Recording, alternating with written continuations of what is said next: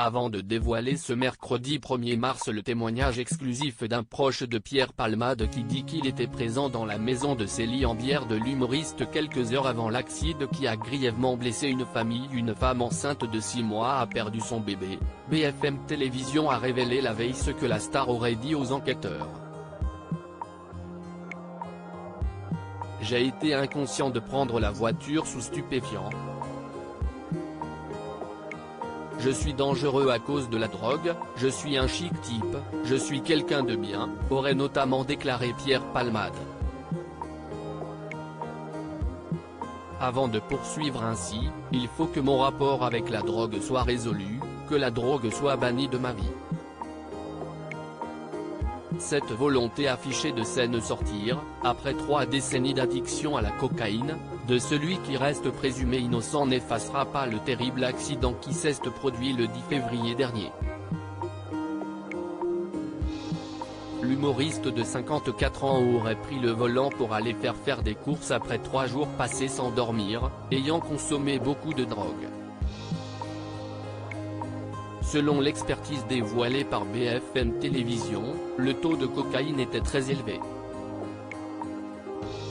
Une consommation que Pierre Palmade n'aurait pas niée.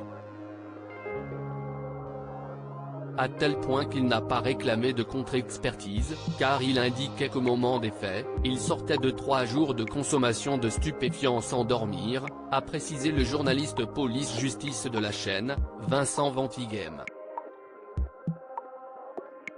Mais il n'y a pas que la cocaïne, car selon ce dernier, les passagers de Pierre Palmade affirment qu'il y aurait eu environ 8 injections de 3 MMC entre 12h et le moment de l'accident, la dernière injection étant survenue 30 minutes avant le drame.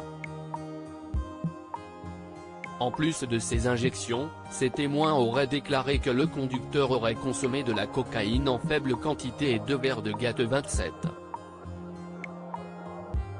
Pierre Palmade, Muriel Robin, Michel Larocque, Véronique Sanson. Les femmes de sa vieille auraient très rarement conduit sous emprise de la drogue. La 3-MMC est une drogue de synthèse utilisée dans la pratique du chemsex, car elle peut permettre notamment de rester éveillé plusieurs jours.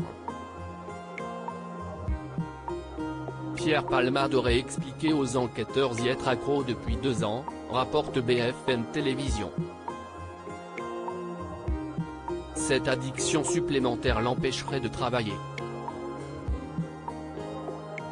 Depuis 2 ans, il ne vivrait que de ses droits d'auteur d'environ 5 000 € mensuels alors qu'il estimerait son train de vie à 6 000 €.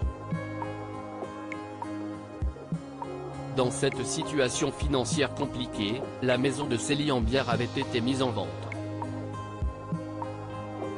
Malgré ses multiples addictions, Pierre Palmade aurait confié qu'il lui arrivait parfois de prendre le volant sous emprise de stupéfiants, mais très rarement, privilégiant le taxi.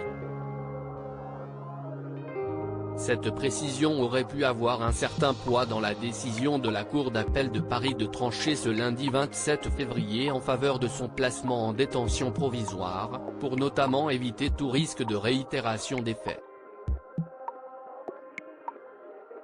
Article écrit en collaboration avec 6 médias Crédit Photo, Jacques Ovid Moreau.